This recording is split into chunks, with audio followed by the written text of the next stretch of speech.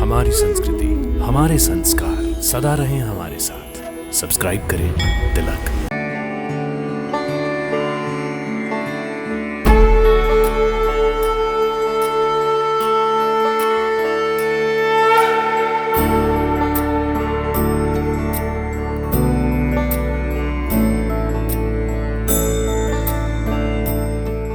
ओम नमः शिवाय। हमारे कार्यक्रम दर्शन में आप सबका तिलक परिवार की ओर से हार्दिक अभिनंदन। भक्तों, आदि काल से ही सनातन धर्म का अस्तित्व मिटाने के लिए बहुत से आक्रांताओं एवं अराजक तत्वों ने अपनी शक्ति का भरपूर प्रयोग किया, पर सनातन धर्म तब भी रहा, आज भी है और हमेशा रहेगा, क्योंकि ये समय के साथ विलुप्त या परिवर्तित हो जाने वाला कोई संप्रदाय नहीं। ये वो धर्म है जो सृष्टि के आदि से चलता आ रहा है, जिसकी रक्षा स्वयं ईश्वर करते हैं। भक्तों, हमारे पौराणिक इतिहास में ऐसी कई घटनाएं हैं जहां स्वयं भगवान ने धर्म रक्षा का भार अपने कंधों पर लिया है। चाहे वो युद्ध असुरों से हो या मानवों से, भगवान धर्म रक्षा के लिए प्रत्यक्ष या अप्रत्यक्ष रूप से प्रकट होते रहे हैं।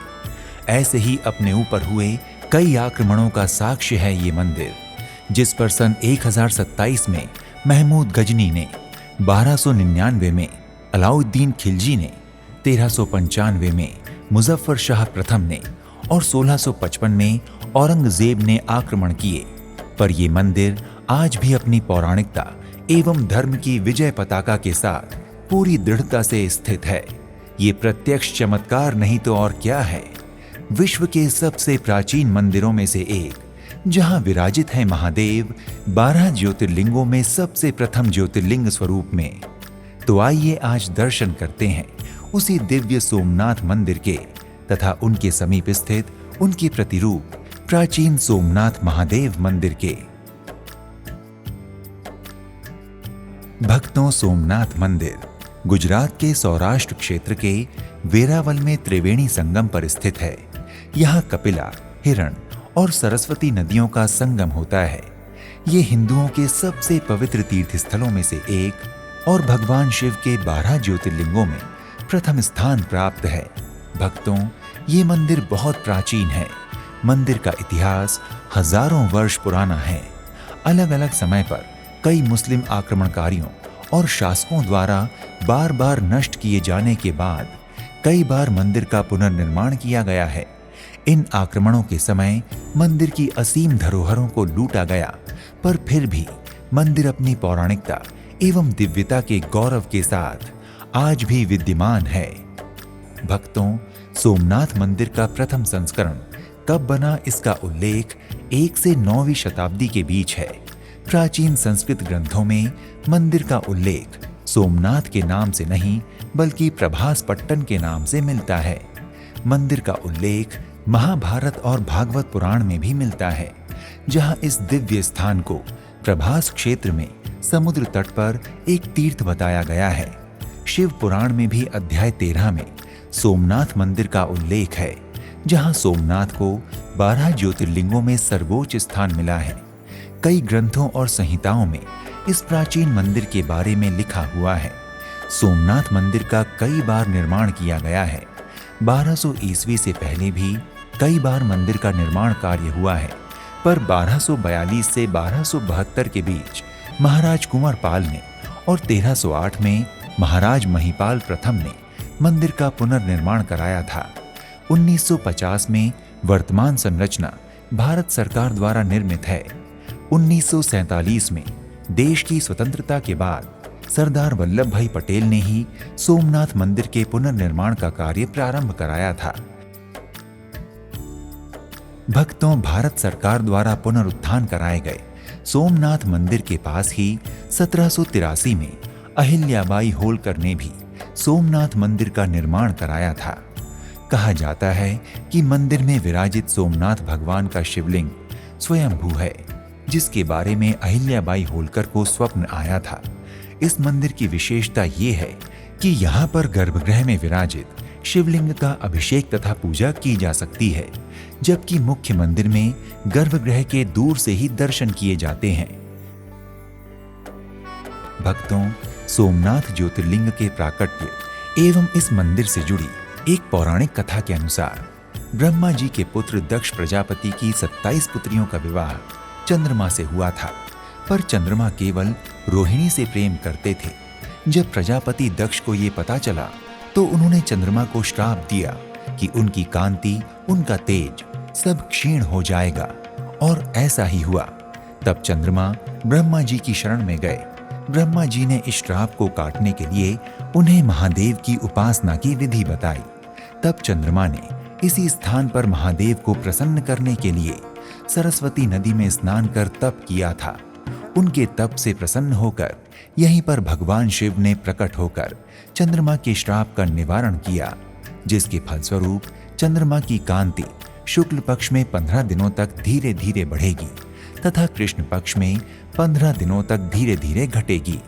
भक्तों, इस क्षेत्र को शास्त्रों में प्रभास क्षेत्र भी कहते हैं, जिसका अर्थ है चमक। इस तीर्थ का नाम सोमनाथ या सोमेश्वर 9वीं शताब्दी में पड़ा। गुर्जर प्रतिहार राजा नागभट्ट द्वितीय, जिनका कार्यकाल 805 से 833 था, उन्होंने सोमेश्वर सहित सौराष्ट्र के कई तीर्थों की यात्रा की थी। उससे पहले इस क्षेत्र को प्रभास क्षेत्र के नाम से ही जाना जाता था। भक्तों, अहिल्याबाई होलकर द्वारा निर्मित मंदिर को ही आज प्राचीन सोमनाथ मंदिर कहते हैं। आध्यात्मिक महत्व की बात करें तो दोनों मंदिरों की महत्ता और मान्यता समान ही है। सोमनाथ में दर्शन और पूजन करने वाले भक्तों के पितरों को भी शांति मिलती है, क्योंकि इस क्षेत्र की मान्यता पुराणों में अति विशेष है। यहाँ पर किए गए जप, तप, दान और पूजा का फल अनंत गुना मिलता है। इसलिए अपने जीवन में कम से कम एक बार भगवान सोमनाथ के दर्शन और पूजन अवश्य करने चाहिए। भक्तों, मंदिर के गर्भगृह में भगवान सोमनाथ शिवलिंग रूप में विराजमान हैं। यहाँ पर भक्तजन सोमनाथ भगवान का अभिषेक और अर्चन पूजन करते हैं। गर्भगृह में ही माँ पार्वती जी, माँ लक्ष्मी जी, माँ सरस्वती जी और माँ गंगा जी की भी मूर्तियां स्थापित हैं तथा गर्भगृह के बाहर एक ओर भगवान गणेश तथा दूसरी ओर हनुमान जी की प्रतिमाएं हैं और गर्भगृह के सामने नंदी महाराज विराजमान हैं।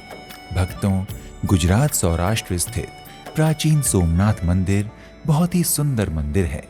मंदिर की शिल्प शैली अद्भुत है, जिसमें विशेष प्रकार के पत्थरों को तराशकर मंदिर का निर्माण किया गया है।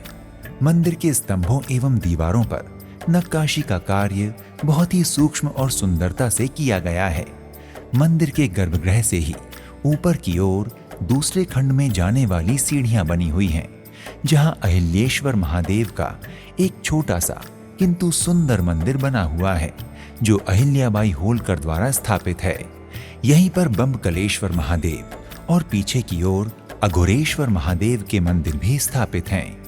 मंदिर परिसर में मां अन्नपूर्णा तथा मंदिर के प्रांगण में अहिल्याबाई होलकर की मूर्ति बनी हुई है। भक्तों, मंदिर के पास ही त्रिवेणी संगम है। यहाँ का दृश्य बड़ा ही सुंदर है। मान्यता है कि इस संगम में स्नान करने से श्रद्धालुओं के समस्त पाप कट जाते हैं। भक्तों, मंदिर में दर्शन प्रातः 6 बजे से रात्रि 9 बजे तक होते हैं तथा मंदिर में सुबह की आरती का आनंद आप प्रातः 6 बजे उठा सकते हैं। दोपहर आरती का समय 12 बजे का है और संध्या आरती में सम्मिलित होने का समय शाम 7 बजे है।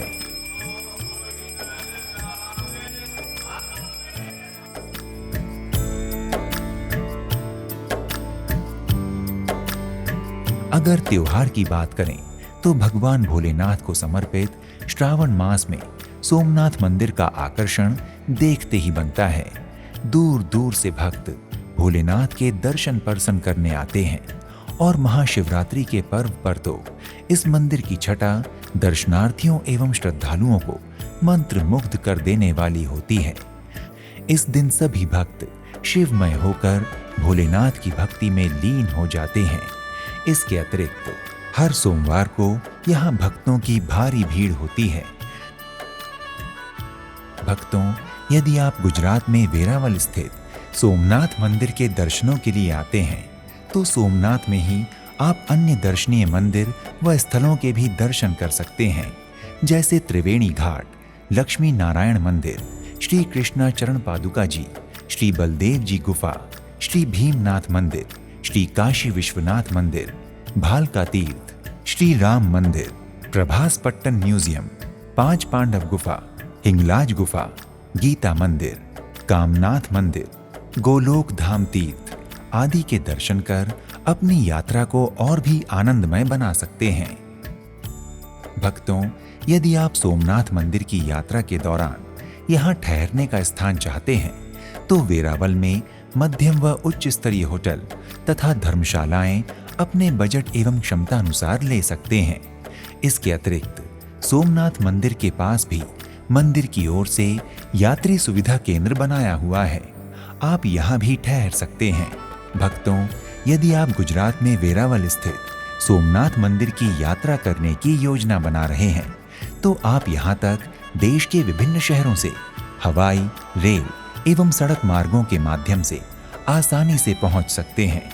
यदि आप सोमनाथ मंदिर की यात्रा हवाई मार्ग से करना चाहते हैं तो इसके लिए आपको निकटतम दीव हवाई अड्डा या फिर राजकोट हवाई अड्डा की यात्रा करनी होगी। यहाँ के लिए दिल्ली, मुंबई आदि प्रमुख शहरों से फ्लाइट आसानी से मिल जाती है। हवाई अड्डे से आसानी से आपको मंदिर की यात्रा के लिए टैक्सी मिल जाएगी। भक्तों, यदि आप सोमनाथ मंदिर की यात्रा रेल मार्ग द्वारा करना चाहते हैं तो वेरावल देश के कई प्रमुख शहरों से रेल मार्ग द्वारा जुड़ा हुआ है। आप वेरावल रेलवे स्टेशन पहुंचकर यहां से बस अथवा टैक्सी द्वारा सोमनाथ मंदिर की यात्रा कर सकते हैं। और अगर आप सोमनाथ मंदिर की यात्रा सड़क मार्ग से करना चाहते हैं तो वेरावल शहर देश के हर बड़े शहर से सड़क मार्ग द्वारा जुड़ा हुआ है, अतः आप सरकारी या निजी वाहन द्वारा वेरावल पहुंचकर सोमनाथ मंदिर के दर्शन कर सकते हैं। भक्तों, यदि आप गुजरात में वेरावल स्थित सोमनाथ मंदिर की यात्रा करने की योजना बना रहे हैं तो शीघ्र ही अपनी यात्रा का श्री गणेश करें और भगवान भोलेनाथ की कृपा प्राप्त करें। अगले एपिसोड में आपसे एक और धाम की यात्रा पर फिर से भेंट होगी। तब तक के लिए नमस्कार। जय भोलेनाथ। हर हर महादेव। इति शुभम।